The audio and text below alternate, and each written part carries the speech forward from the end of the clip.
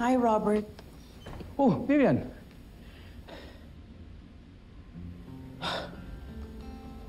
Ano na naman to?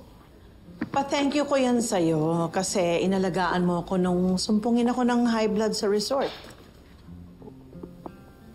Pwede ko bang buksan? Sure, please do. Uy, wow, ang ganda.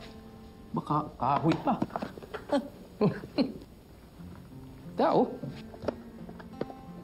Wow.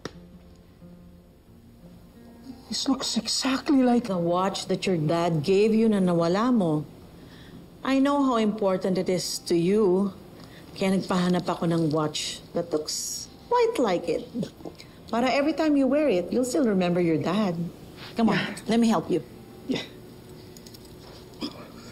Oh, thank you so much. Glad you like it. Oh, my God, ganda. Yeah.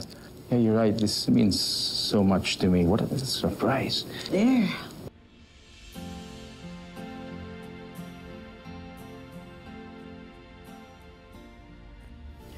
Thank you so much. Thank you. It sounds cliche. Pero alam mo, makita ko lang na masaya ka, masaya na rin ako. Looks great on your wrist. I like it. Thank you again.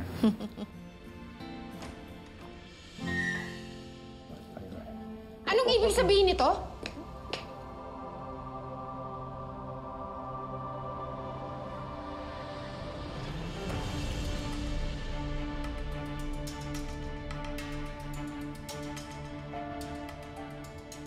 Bakit mo nilalanda yung asawa ko?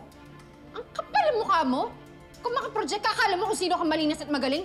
Yun pala, bantay sa laki ka.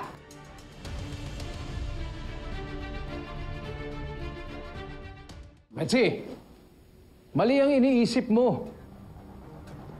Nag-uusap lang kami, wala kaming ginagawang masama. Wala, dahil dumating ako.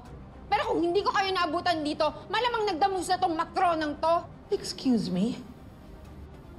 Look, I had no plans to cause any trouble, okay?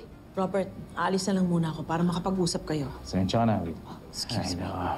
Betsy.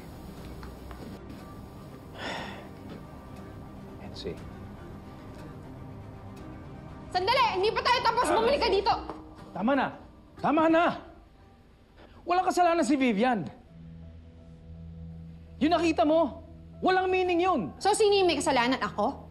Ako na naman yung may malasyosong pag-iisip. O, ay sige, kampihan mo ulit siya. Total, mukha namang mas importante siya kaysa sa akin, di ba?